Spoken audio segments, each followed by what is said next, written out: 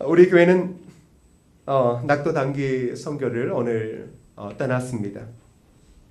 낙도 단기 선교의 이 시작을 한번 생각해 보면 이 아름다운 사역은 1984년으로 거슬러 올라갑니다. 그때 두 명의 그리스도인, 즉 신학생이 우리 교단의 신학교인 총신대학교 신관 앞에서 이렇게 외쳤습니다. 낙도에 복음을 전하러 갑시다. 낙도에 복음을 전하러 갑시다. 그리고 그 외침을 시작으로 이 30명이 모여 낙도와 오지에 복음을 전하게 되었습니다.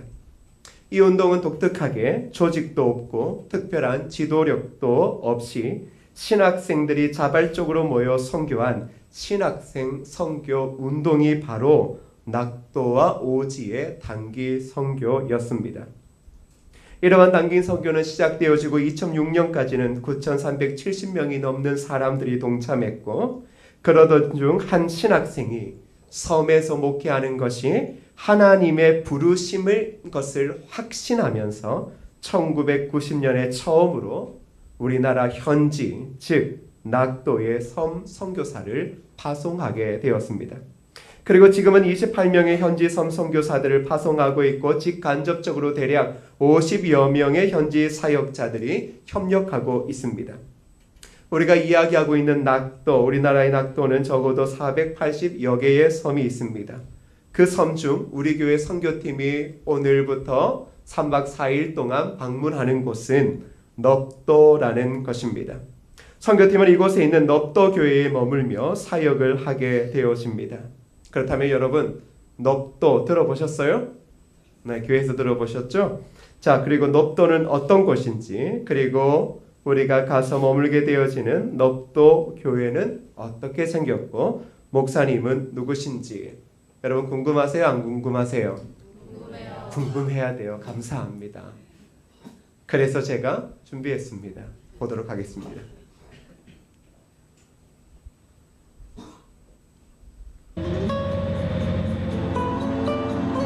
전라남도 완도군의 외딴섬이라 불리는 넙도. 섬을 지키는 넙도 교회는 오늘도 감사와 행복이 넘칩니다. 내가 여기 오기 전날까지도 이제 아내가 그냥 울면서 못 간다고, 이 섬이 넙도라는 섬이 어딘지도 모르는데 강화도 또 좁은데 어떻게 그런 섬에 가냐고, 못 간다고 그러더라고요. 폐허나 다름없었던 교회와 복음의 목마른 영혼을 위해 모두가 외면했던 섬 목회를 시작한 남궁윤 목사님. 마을 사람들의 일이라면 언제든지 마음을 다해 봉사하며 예수님의 사랑을 전하는 남궁윤 목사님을 만나봅니다.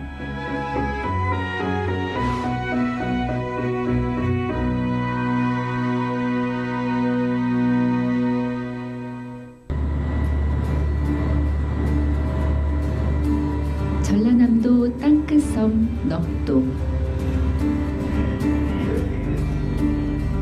넙도는 해남 땅끝 항에서도 배를 타고 30분에 들어가야 닿을 수 있는 섬입니다. 양식장 부묘가 빽빽하게 뒤덮인 바다. 전복에서부터 김, 미역, 다시마, 톡까지 반듯하게 구에 찌어진 양식 어장들의 질서 정연함이 잘 갈아놓은 논밭 못지않습니다.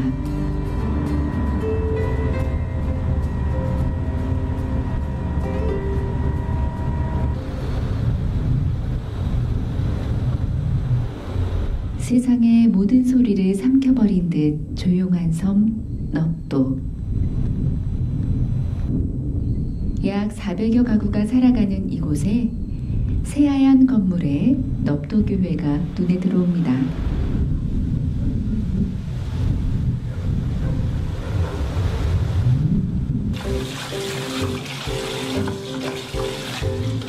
넙도 교회의 신영주 사모님.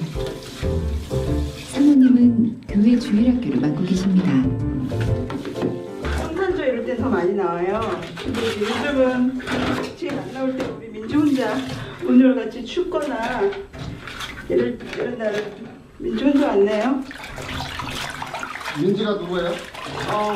3학년 여학생이에요. 사모님을 따라 예배당으로 향했는데요. 네, 민지요. 예쁜 소녀 한 명이 자리를 지키고 있습니다. 그래서 잘 나왔네? 우리 예쁜 민지. 이번 주에 학교 갔었어? 네. 겨울 학교. 요즘 같은 굽은 날씨에도 예배를 빠지는 일이 없는 민지. 사모님은 그런 민지가 대견하기만 합니다. 바람 되게 많이 불었었어 어저께. 우리 민지가 초등학교 1학년 때부터 민지 나왔어요. 교회 나와서 너무도 성실하게 정말 비가 오나 눈이 오나 얘는 빠지는 날이 없는 거예요. 그리고 이제 성탄절이나 무슨 날 연습하면은 좀 아이들이 부담이 있잖아요. 외우고 뭐 연극 연습할 때. 그러면은 그게 참 싫을 수도 있는데 막 적극적으로 하면은 그 역할 다 하고. 밤마다 기도했어? 성경 읽고? 요한복음부터 해보자. 시작. 하느님이 세상을 이처럼 사랑하사 독생자를 주셨으니 이는 그를 믿는 자마다 멸망치 않고 영생을 얻게 하리 하심이라. 아멘. 민지는 조용한 섬마을에 활기를 불어넣어주고 넙도교회에 큰 힘이 되어주고 있습니다.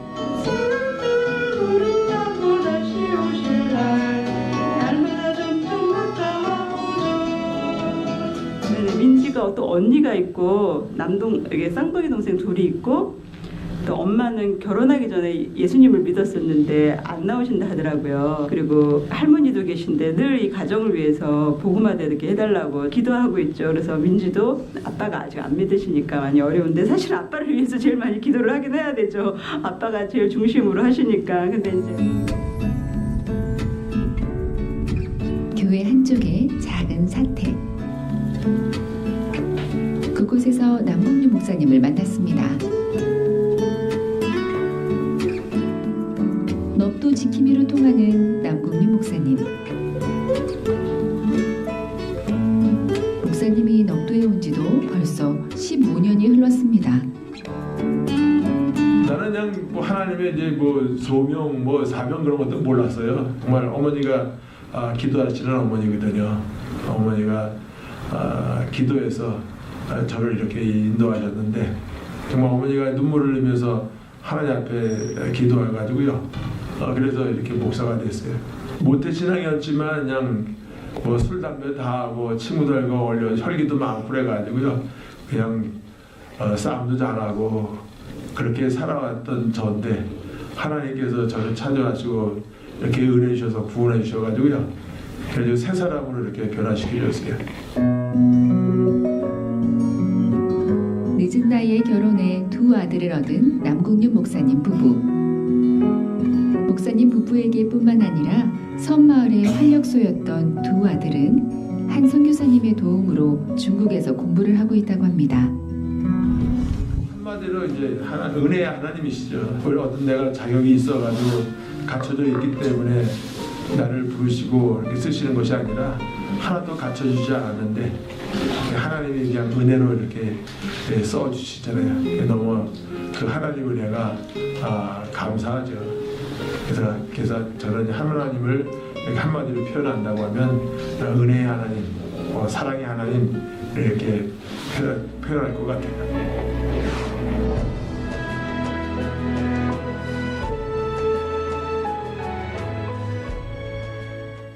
여러분 잘 보셨죠? 우리가 가는 교회가 이 넙도 교회입니다. 근데 이제 목사님 성함이 남궁윤 목사님이신데 이제 한 2주 전에 서울에 오셔서 췌장암 말기라는 이 진단을 받으셨습니다. 그리고 이제 지난주에 1차 약물 치료를 받으셔서 이제 아마 몸 상태가 매우 안 좋아하셨습니다. 그러면서도 부탁하신 게 뭐냐 그러면 이제 저희 교회 이 사역팀이 원래 계획대로 오셔서 사역을 했으면 좋겠다. 그리고 자기도 내려가서 함께 사역을 하고 다시 이제 서울 올라와서 또 약물 치료를 받으시겠다. 그러면서 모든 사역에 지장 없도록 자신의 아내인 사모님과 또 동네 이장님을 통해 사역이 진행될 수 있도록 준비하고 있으십니다. 사람이 원래 중병에 걸리면 말입니다. 모든 것을 내려놓으려고 합니다. 그리고 다른 것이 더 이상 눈에 보이지 않습니다. 그런데 목사님은 어떻게 오히려 더 반대로 모든 것들을 내려놓으려고 하기보다는 자기가 기도하고 준비했던 하나님의 일들을 하나 둘씩 마감하려고 하고 있습니다. 그 소식을 들으면서 순간 제 마음에서 뜨거운 눈물이 솟아났습니다. 그러다 문득 바울 사도께서 하신 그 말씀, 그 고백이 떠올랐습니다. 우리가 살아도 주를 위하여 살고 죽어도 주를 위하여 죽나니 그러므로 사나 죽으나 우리가 주의 것이로다. 바울 사도는 자신이 살게 된 이유가 주님 때문임을 잘 알고 있었습니다. 그래서 죽는 것도 오직 주님을 위해서라고 고백하며 주를 위해 죽을 수 있다면 그것이 자신의 삶의 가장 큰 유익이라고 이야기했습니다. 우리는 넙도교회 남궁윤 목사님의 삶을 잘 알지 못합니다. 그러나 그가 이제 죽음의 소식을 듣고 나서 행동하는 것을 보면 그 또한 그가 살게 되어진 것도 주님 때문이었고 그래서 주님 때문에 이 죽음조차도 기쁘게 여기시는 것 같습니다. 지금 우리 교회 공동체가 행하고 있는 이 사역, 선교 사역은 단순히 교회의 정책이고 선교를 하고 싶은 몇 사람들 때문에 행하는 것은 아닙니다. 우리가 그리스도인으로서 늘 평생 던지는 중요한 질문이 하나 있다면 그것은 하나님은 나에게 어떤 뜻을 가지고 계시는가 하는 것입니다. 모든 성도들은 예수를 믿기 시작하고 그리고 은혜를 받고 오래도록 예수를 믿어도 늘 언제나 하나님은 나에게 어떤 뜻을 가지고 계시는가에 대한 질문을 끊임없이 합니다. 그런데 이러한 질문을 잘 들어보면 마치 하나님께서 원하시는 것을 알려만 주시면 당장이라도 순종하겠다라는 것처럼 느껴지기도 합니다. 당연히 하나님 나에게 어떤 뜻을 가지고 있으십니까?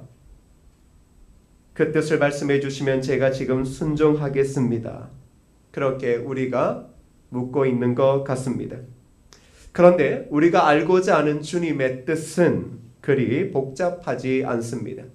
주님의 뜻은 오늘 우리가 읽었던 본문 말씀에 너무나 구체적으로 자세하게 우리를 향한 뜻을 이야기해 주고 있습니다. 오늘 본문 말씀을 다시 한번 읽어보도록 하겠습니다. 시작. 누구든지 주의 이름을 부르는 자는 구원을 받으리라. 그런즉 그들이 믿지 아니하는 이를 어찌 부르리요? 듣지 못한 이를 어찌 믿으리요? 전파하는 자가 없이 어찌 들으리요? 보내심을 받지 아니하였으면 어찌 전파하리요? 기록된 바 아름답도다 좋은 소식을 전하는 자들의 발이여 함과 같으니라. 이 짧은 구절에는 하나님의 구속 계획을 한눈에 보여주고 있습니다. 이 세 구절에서 우리는 세상 모든 민족을 향해 복음을 들고 나가게 하시려는 하나님의 구상이 정확하게 담겨져 있음을 알 수 있습니다. 하나님은 이 땅에 복음을 전파하는 자들을 세우셨습니다. 그리고 그들을 어떻게 칭하시냐 그러면 그리스도인이라고 칭하고 있습니다. 그리스도인들은 하나님의 복음을 전파하기 위하여 이 세대 가운데 세워진 자들이라는 것입니다. 그래서 그리스도인은 누구나 복음을 선포해야 하는 것입니다. 이것이 바로 우리를 향한 그리스도인이라고 불려지고 있는 저와 여러분 교회 공동체를 향한 하나님의 뜻이며 계획이라는 것입니다.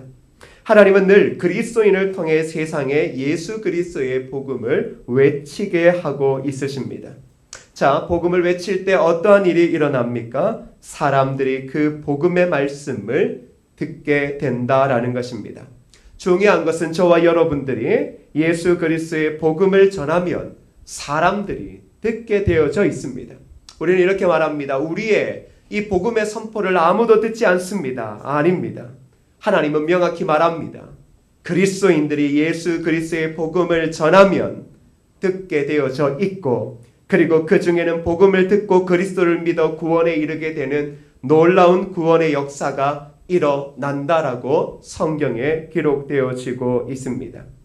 누구든지 복음을 듣고 주님의 이름을 부르면 그들은 틀림없이 구원을 얻는다는 것입니다. 즉 일꾼들이 선포하면 사람들이 듣게 되는 것입니다. 그래서 하나님은 지금도 여전히 일꾼들을 이 땅 곳곳 온 세계 열방 가운데 보내고 계시는 겁니다. 사도행전을 보시면 복음이 일꾼을 통하지 않고 잃은 양에게 전해진 사례가 단 한 번도 없다는 것을 우리가 발견하게 되어집니다. 예수 그리스도의 복음은 바로 복음을 전하는 일꾼들을 통하여 잃어버린 양들에게 전해지고 있었고, 그리고 지금도 복음을 가진 자들을 통하여 하나님이 찾으시는 잃은 양에게 복음이 들려지고 있다라는 것입니다. 그러면서 성경이 이야기하는 바가 무엇입니까? 전파하는 자가 없으면 듣지 못하고, 듣지 못하면 결국 구원되시는 주님의 이름을 부르지 못하게 되더라는 것입니다. 자, 여러분, 우리를 향한 하나님의 뜻이 무엇입니까? 평생 하나님의 뜻을 알고 싶다라고 하지만 그건 성경이 말하고자 하는 하나님 뜻 말고 여러분의 삶에 유익이 되어지는 그 뜻을 알고 싶어하는 것은 아닙니까? 그리스도인 구원받은 자들, 교회 공동체에 주어주신 하나님의 뜻은 너무나 명확합니다. 복음을 전하는 것입니다. 아직까지 예수 그리스도의 복음을 들어보지 못한 자들, 민족들에게 복음을 전하고 하나님의 영광을 드러내는 일에 삶을 바치는 것이 저와 여러분을 향한 하나님의 명확하고 틀림없는 뜻이라는 사실을 잊지 않아야 합니다. 그런데 우리는 이거 앞에서도 뭐라고 이야기합니까? 아니, 그 뜻 말고요. 그런 뜻 말고요. 저를 향한 다른 뜻은 없으십니까? 라고 묻죠. 말씀합니다. 그런 뜻은 없다. 우리가 이 땅에서 꿈을 꾸고 그리고 노동을 하고 그리고 공부를 하는 모든 목적은 단 한 가지입니다. 바로 예수 그리스도의 복음을 전하기 위해서입니다. 그 복음은 우리의 모든 삶의 자리, 직장의 자리에서 복음은 들려지게 되어집니다. 그게 바로 저와 여러분을 향한 하나님의 변함없는 뜻이라는 겁니다. 그런데 우리는 자꾸 이 뜻, 성경이 말하고 있는 변함없는 이 뜻을 자꾸 내려놓고 또 다른 뜻을 구합니다. 그리고 평생 그 뜻을 찾고자 기도의 자리에 서지만 여러분은 이미 하나님의 놀라운 뜻을 가지고 있다는 사실을 잊고 있을 뿐이라는 것입니다. 사랑하는 여러분, 그래서 그리스도인은 하나님의 뜻이 무엇일까라고 평생을 묻는 자들이 아닙니다. 나를 향한 하나님의 뜻이 무엇입니까? 라고 묻고 엎드리는 자들이 아니라 명확한 주님의 뜻에 순종할 수 있을까라고 질문해야 됩니다. 뭐라고요? 주님의 뜻이 아니라 주님의 뜻에 제가 순종할 수 있을까요? 우리의 문제는 뜻을 모르는 문제가 아니라 바로 순종을 할까 말까의 문제라는 겁니다. 왜 우리는 명확한 뜻이 있음에도 불구하고 이런 뜻에는 자꾸 길을 멀리하고 그리고 우리의 삶을 멀리하는 이유는 무엇인가? 그건 우리의 삶의 편안함, 안정감, 재물, 심지어 목숨까지도 다 걸고 그리스도의 복음을 위해 내 삶을 드려야 하기 때문입니다. 가끔 이렇게 말하실 수 있습니다. 목사님, 제 나이가 얼만데요? 그러면 그동안 살아오셨을 때 주의 뜻에 부합하는 그런 삶을 어떻게 살아오셨습니까? 부족하다고, 늘 연약하다고 느끼지는 않습니까? 돌아보셔야 될 필요가 있겠죠. 왜요? 하나님의 뜻은 너무나 선명하고 명확하니까요. 그래서 우리는 자꾸 있는 뜻 앞에서 엉뚱한 것을 묻는 게 아니라 주님의 그 고귀한 나를 향한 뜻에, 교회를 향한 뜻에 제가 순종할 수 있을까요? 순종하게 나를 이끌어 주옵소서라고 기도해야 하는 것입니다. 지금도 저와 여러분이 만일 이 예배의 자리에서 하나님의 뜻을 찾고 있다면 아닙니다. 그 뜻은 이미 우리에게 주어져 있습니다. 우리를 향한 하나님의 뜻은 이 땅에 구원자로 오셔서 우리를 위해 십자가를 지시고 부활하신 그리고 다시 오실 주님을 전하는 것, 그것이 하나님께서 저와 여러분을 향한 뜻이라는 겁니다. 그리고 그 뜻을 이루기 위하여 우리는 이 땅의 빛과 소금의 역할을 감당하는 것입니다. 우리가 빛이라고 하는 것은 이 땅이 죄로 인해 어두워져 있다라는 것을 이야기를 하고, 우리가 소금이라고 이야기하는 것은 이 땅이 죄로 인하여 사람들의 마음이 부패하여 썩어지고 있다라는 것입니다. 그러한 세상에 우리가 빛과 소금으로 부름을 받았다라는 것은 바로 그 어둠과 그 부패를 고칠 수 있는 길은 딱 한 가지입니다. 무엇입니까? 예수 그리스도입니다. 그래서 바로 하나님의 뜻이 뭐라고요? 예수 그리스도의 복음을 전하는 것입니다.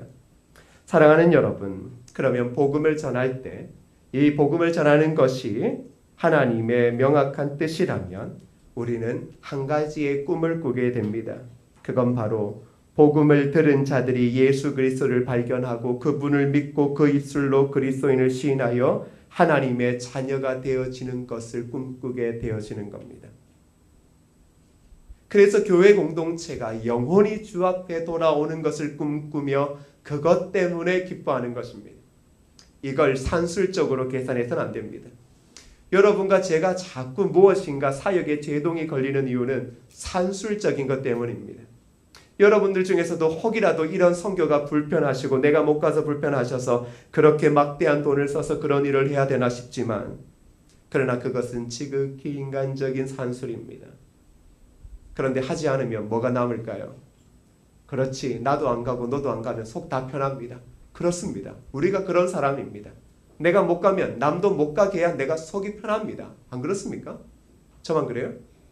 나보다 남이 잘하는 꼬라지를 좀 보기가 어렵잖아요. 나보다 좀 못해야 내가 말도 하고 이제 말빨이 있을 건데, 아니 저 사람이 나보다 선교도 잘하고 뭘 잘해요? 근데 아무것도 안 하면 어떤 일이 벌어지는 줄 알아요? 수준 이하로 떨어지는 거예요. 교회가 아무 일도 안 하면 교회의 믿음의 수준이 저 바닥을 쳐서 오히려 세상만 더럽힐 뿐이라는 겁니다. 산술적으로 계산되는 게 아닙니다. 하나님은 우리에게 산술적으로 그리스도의 복음의 사역을 계산하라고 하는 것을 주지 않으셨습니다. 너희들은 그저 내가 복음을 전하는 자로 세웠으니 복음만 전해. 그런데 복음을 전할 때 한 가지만 꿈꿔. 뭐? 그 복음을 들은 너희의 연약한 입술과 너희의 삶을 통하여 복음을 들은 자들이 예수 그리스도를 믿고 주로 시인하여 하나님의 자녀가 되어지는 그 놀라운 구원의 역사만 꿈꿔. 그러면 너희들이 그 사역을 감당할 수 있다. 그렇게 이야기하시는 겁니다. 사랑하는 여러분, 당연하지요. 우리가 낙도 오지에 가서 무엇인가 어른들을 섬기고 할 때마다 도대체 이게 무슨 유익이 있을까? 빛과 소금이라는 사실을 잊지 마십시오. 참된 그리스도인은 무엇이 드러날까요? 향기가 드러나게 되어져 있습니다. 향기 나는 사람은 감출 필요가 없어요. 어디 바람 잘 부는데 놔둘 필요가 없어요. 여러분 가끔 방향제나 이런 거 보면 공기가 잘 통하는 데 놔두잖아요. 왜? 그래야 바람이 들어가면서 그 공기의 향을 날리죠. 그러나 그리스도인은 그럴 필요가 없어요. 어디를 갖다 놔도 향기가 나요. 진한 그리스도의 향기. 그 향기가 드러나서 사람들로 하여금 그 향기에 궁금함을 갖게 하는 거예요. 오늘 낙도 단기 선교와 앞으로 우리가 모든 하고 있는 눈에 보이는 것, 더불어 여러분의 삶의 자리에서 그리스도의 뜻 가운데 부르심을 받아 일하고 있는 그 자리에 당연히 그리스도의 향기, 복음의 향기가 드러나야 합니다. 근데 그때도 꿈꾸시라고요. 뭐라고요? 이렇게 보잘것없는 나를 통하여 사람들이 그리스도를 알고 예수 그리스도를 자신의 주라고 시인하는 놀라운 일이 일어남을 꿈꾸며 주어진 삶의 자리에 서라는 것입니다. 사랑하는 성도 여러분, 단기선교팀은 지금 땅끝 마을, 여러분 지도로 보시면 진짜 땅끝이에요. 그 땅끝 마을 끝에 뭐가 있냐 그랬더니 배 선착장이 있대요. 그 선착장에서 배를 타고 40분 동안 또 가면 그 땅끝 마을 그 밑에 또 섬이 있는 거예요. 제가 오늘 좀 뭉클했습니다. 왜냐 그러면 꼭 어디 죽으러 가는 듯한 느낌은 마음이 좀 짠했어요. 워낙 먼 거리기도 하니까요. 그런데 제가 그랬습니다. 이미 우리 구주께서 길을 여시고 모든 장애물과 영적인 전쟁 가운데 승리하셨으니 즐거이 노래 부르며 가라고요. 꼭 이럴 때 보면 우리가 그렇게 생각합니다. 영적 전투라고 막 긴장해가지고 그렇죠. 그런데 여러분 자꾸 착각하신 게 있어요. 하나님이 이미 그 사역을 하게끔 길을 내신 거예요. 그러니까 쓸데없는 데 신경 쓰지 말고 뭘 신경 써야 돼요? 예수 그리스도의 그 아름다운 뜻을 전하기 위해 그저 내 몸과 내 삶을 지극정성으로 주께 드리듯 드리면 되는 거예요. 그러면 여러분은 뭐 하셔야 되겠습니까? 여러분은 함께 마음으로 기도해 주시고 그리고 또 내일 모레 시작되어지는 한 주간의 삶 가운데 동일한 하나님의 뜻을 가진 자들로 주어진 삶의 자리에 기쁨으로 서십시오. 그 자리에서 여러분이 연약한 건 아무런 문제가 되지 않습니다. 왜요? 우리는 연약하나 내 안에 강하신 예수 그리스도 계시니 그분이 연약한 나를 통하여 빛과 소금의 그리스도를 분명히 드러내실 거라는 겁니다. 오늘 우리는 우리 구주께로부터 보내심을 받았다라는 것에 감격해야 됩니다. 여러분, 하나님이 지금 누구를 쓰시는 겁니까? 연약한 우리를 쓰시는 것만 해도 감사해야 됩니다. 가는 게 중요한 게 아니라 우리를 보내신다라고 계획을 하셨다라는 게 얼마나 감격입니까? 하나님이 그 많은 교회 중에 우리를 들어 쓰셔서 이렇게 연약한 우리를 들어 쓰셔서 하나님의 그 고귀한 복음의 역사, 하나님의 뜻을 이루신다. 그거 생각만 해도 감사 감격 아닙니까? 그런데 우리를 보내실 뿐만 아니라 보내실 때 길을 여시고 이미 우리로 하여금 복음의 사역의 승리를 이미 계획하신 그 하나님, 어떻게 우리가 즐겁게 찬양 안 할 수 있겠습니까? 사랑하는 성도 여러분, 그리스도의 복음은 오늘 저와 여러분 단기 선교팀을 통하여 이 땅에 분명히 선하고 착한 일로 드러날 것입니다. 그것을 의심하지 마십시오.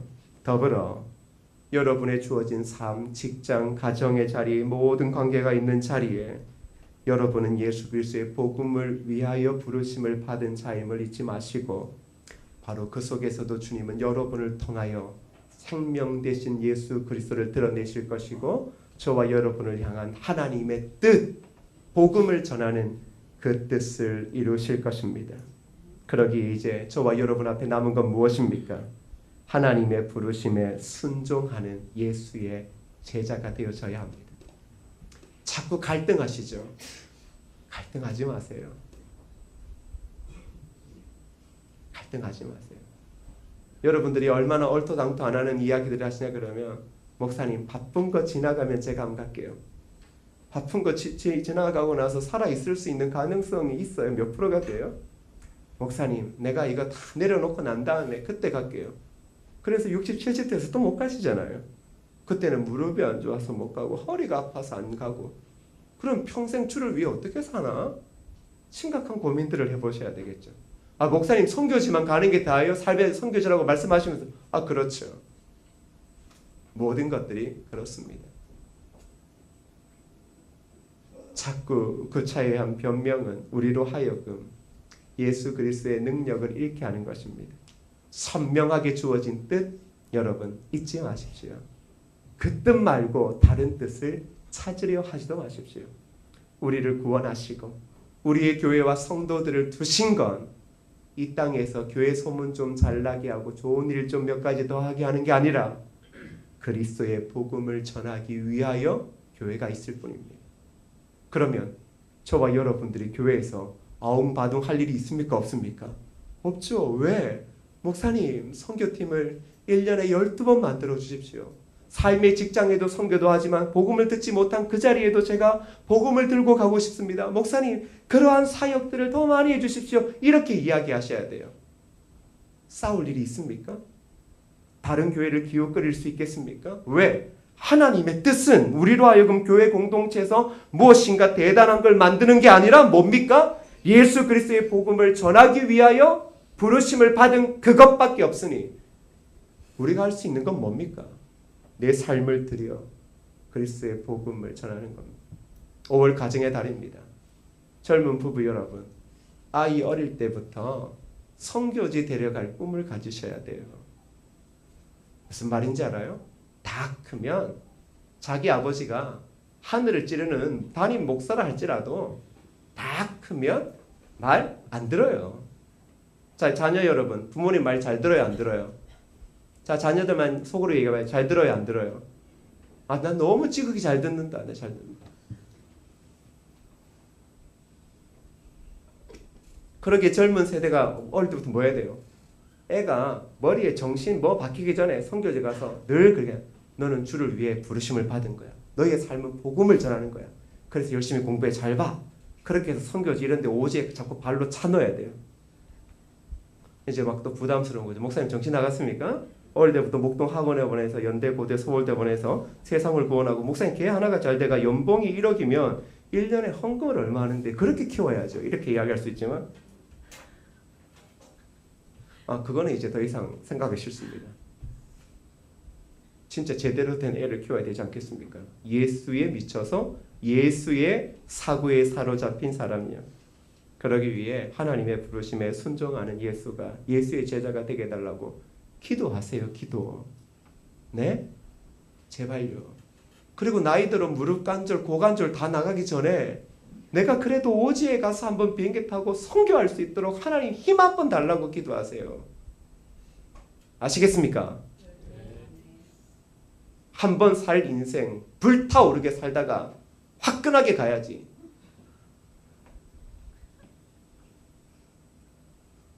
그래서 그러한 사람들이 교회 공동체 속에서도 자꾸 그러한 복음의 부흥을 일으키고 그리하여 하나님의 나라를 이 땅 가운데 선하게 증거하고 우리의 자녀 세대에게도 너를 부르신 하나님의 뜻은 그리스도의 복음을 온 땅 가운데 전하기 위함이야. 그렇게 해서 영어도 가르치고 아프리카어도 가르치고 막 그래야 돼요. 잊지 마시고 하나님이 오늘 우리 교회를 택하셔서 보내시고 일하심에 감사드리고 더불어 내일부터 시작되는 한 주간의 삶에도 동일하게 우리를 그 삶의 선교지에 부르신 하나님의 뜻을 헤아리며 오직 그 삶의 자리에서도 복음을 누군가는 듣고 예수 그리스도를 구주로 시인하여 주님 앞에 돌아오는 그 아름다운 꿈을 꾸며 달려가는 저와 여러분 되어지길 축복합니다. 이 시간 함께 찬양할 때요. 세상 모든 민족이 구원을 얻기까지 이 찬양을 한번 꿈을 꾸며 고백하면 좋겠습니다.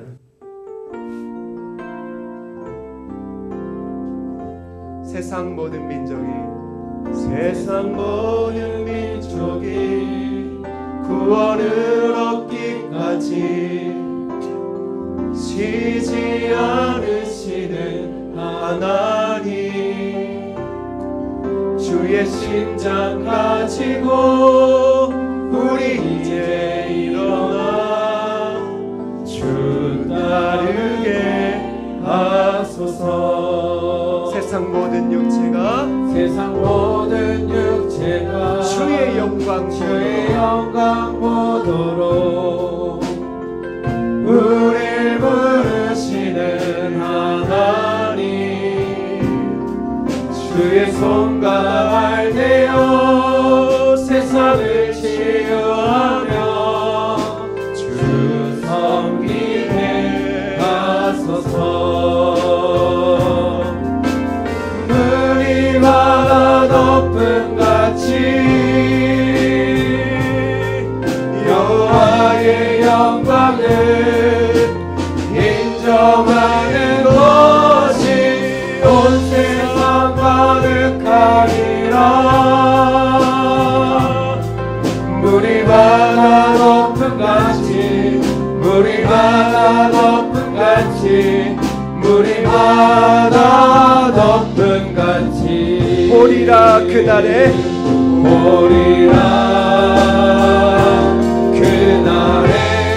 주의 영광 가득한 세상 우리는 듣게 되니 온 세상 가득한 승리의 함성. 물이 바다 덮음 같이 여호와의 영광을 인정하는 것이 온 세상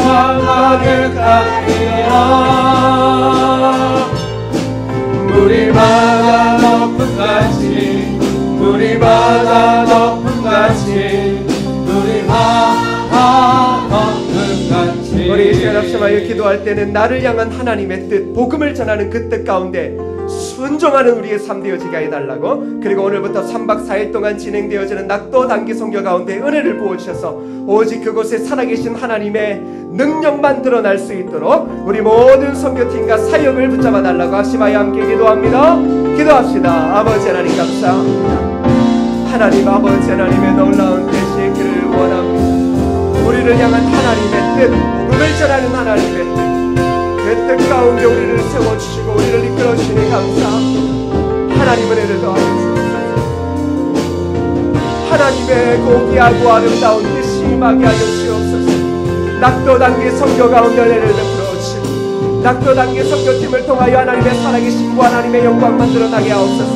모든 선교 일정 가운데 하나님의 일하시고 하나님의 능력이 드러나고 하나님의 이끄심만이 드러나는 놀라운 은혜의 역사가 충만히 말씀만이 있도록 주님 도와주시고 인도하여 주시기를 소원합니다. 하나님 아버지 은혜를 더하여 주옵소서. 하나님의 은혜를 부어주옵소서. 아버지 하나님의 은혜를 부어주옵소서. 하나님 우리를 또한 이 땅 가운데 보내신 아버지 하나님의 뜻을 구하고 하나님의 뜻 복음을 전하기 위하여 우리를 세우신 그 뜻을 쫓아가게 하옵소서.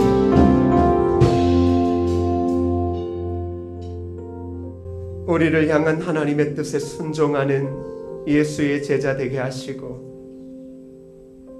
날마다 비록 연약한 우리를 통하여서도 하나님의 구원의 역사를 이루시며 한 영혼을 주님께 돌아오게 하시는 그 아름다운 꿈을 꾸는 거룩한 백성 되어지게 하옵소서. 3박 4일의 일정 기간 동안 그리스도의 복음으로 향기 되어지기를 소원하오니 단기 선교팀을 축복하여 주시고 그들의 길을 열어주시고 그들을 통하여 살아계신 예수 그리스도가 온전히 드러나는 은혜 있게 하여 주옵소서. 예수님의 이름으로 기도드립니다. 아멘.